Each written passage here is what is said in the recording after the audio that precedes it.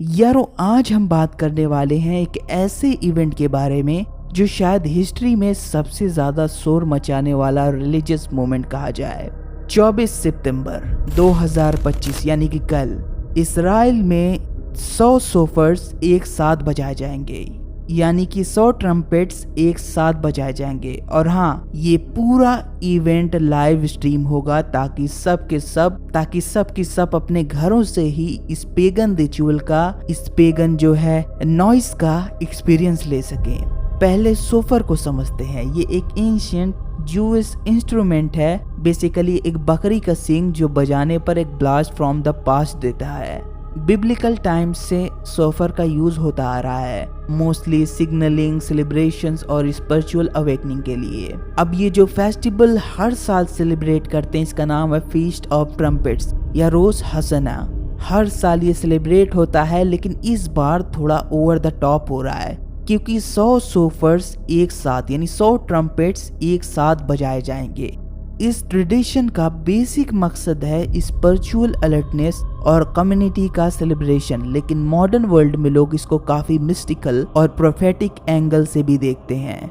Biblical और modern prophetic जो है इंटरप्रिटेशन कहते हैं कि शोफर का ब्लास्ट एक अवेकनिंग या वार्निंग का सिंबल हो सकता है। बुक ऑफ ज्वेल और रेवलेशन में शोफर का जिक्र मिलता है, warning about the end times, divine awakening. और यस, कुछ लोग इसे एंटी क्राइस्ट के आने का सिग्नल भी इंटरप्रेट करते हैं। और ये बात आपको हो सकता है थोड़ा शॉक कर दे, प्रोफेसी में ऐसा भी लिखा है कि जब शोफर्स एक साथ बजाए जाते हैं, कुछ लोगों का कहना है कि ये स्पिरिचुअल वर्ल्ड में पोर्टल्स ओपन कर सकते हैं और एंटी क्राइस्ट के अराइवल या इन्फ्लुएंस का एक सब्टल वार्निंग हो सकता है। और ये चीज भी आपको जाननी चाहिए, कैसे कुछ कॉन्स्पिरेसी थ्योरिस्ट कहते हैं कि यहूदियों के रिचुअल्स और मैसानिक बिलीफ का सब्टल कनेक्शन है शैतान और एंटी क्राइस्ट से।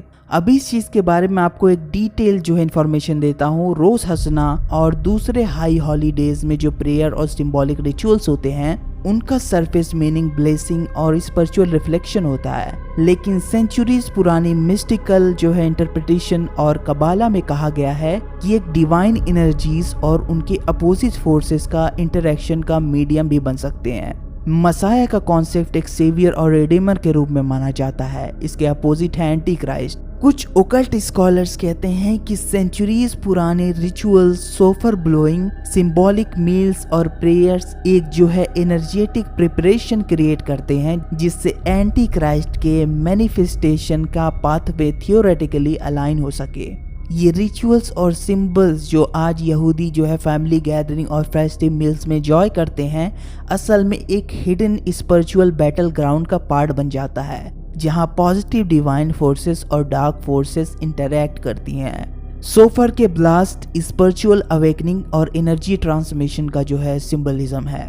अब थोड़ा बात कर लेते हैं जूइश ओकल्ट और कबाला के हिस्टोरिकल बैकग्राउंड की, जिसे आम तौर पर से मिस्टिकल नॉलेज और स्पिरिचुअल विजडम के रूप में जाना जाता है। कबाला जो कि यहूदी मिस्टिसिज्म का कोर है, सेंचुरीज पुरानी एसोटेरिक नॉलेज को एक्सप्लोर करती है। इसमें डिवाइन एनर्जीज, कॉस्मिक फोर्सेस और हिडन स्पिरिचुअल कोड्स का डिटेल स्ट्रक्चर होता है, लेकिन ओकल्ट स्कॉलर्स और कॉन्स्पिरेसी थ्योरिस्ट का मानना है कि ये मिस्टिकल प्रैक्टिसेस सिर्फ स्पिरिचुअल एनलाइटमेंट के लिए नहीं थी, बल्कि एक हिडन एनर्जी मैनिपुलेशन और डार्क फोर्सेस से सब्टल इंटरेक्शन का टूल भी हो सकता है। एग्जाम्पल के लिए कबाला में जो सेफिरत है, या जो भी इसको प्रोनाउंस करेंगे, जो कि डिवाइन एट्रीब्यूट्स होते हैं, उन्हें यूनिवर्स की अलग अलग एनर्जीज और ह्यूमन कॉन्शियसनेस के अलाइनमेंट के लिए डिजाइन किया गया था। ये सेंचुरीज पुरानी जो है नॉलेज हिडन रिचुअल्स और सिंबॉलिक कोड्स के साथ कंबाइन होती थी, जो आम लोगों के लिए लार्जली इनएक्सेसिबल थी। ओकल्ट पर्सपेक्टिव में ये hidden mystical knowledge satanic forces या डार्क एनर्जी के इंटरैक्शन के लिए भी इंटरप्रेट किया जा सकता। ओकल्ट पर्सपेक्टिव के हिसाब से कुछ हिडन रिचुअल्स और सिंबॉलिक टीचिंग सेंचुरीज से डिवाइन अलाइनमेंट और प्रोफेटिक मैनिपुलेशन के लिए डिजाइन किए गए थे।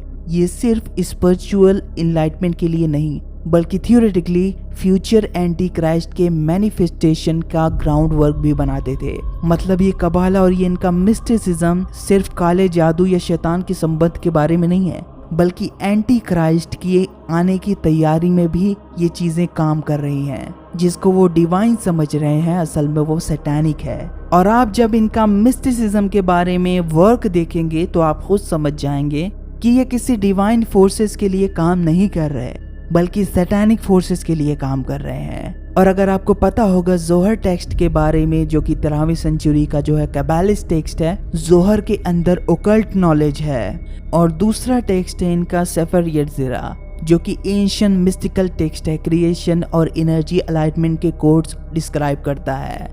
तो सोफर ब्लोइंग सेंचुरीज पुराना ट्रेडिशन ओकल्ट इंटरप्रिटेशन के अंदर ये एक्शन सिर्फ डिवाइन अवेकनिंग के लिए नहीं बल्कि हिडन एनर्जेटिक चैनल्स क्रिएट करते हैं जहां डार्क फोर्सेस जो है एक्टिव होती हैं। तो ये और इनके अजीब फेस्टिवल। खैर ये थी वीडियो, उम्मीद है आपको पसंद आई होगी। पसंद आई तो लाइक करें, शेयर करें, सब्सक्राइब करें। मैं आपसे मिलूंगा फिर एक नई वीडियो में। God bless you all.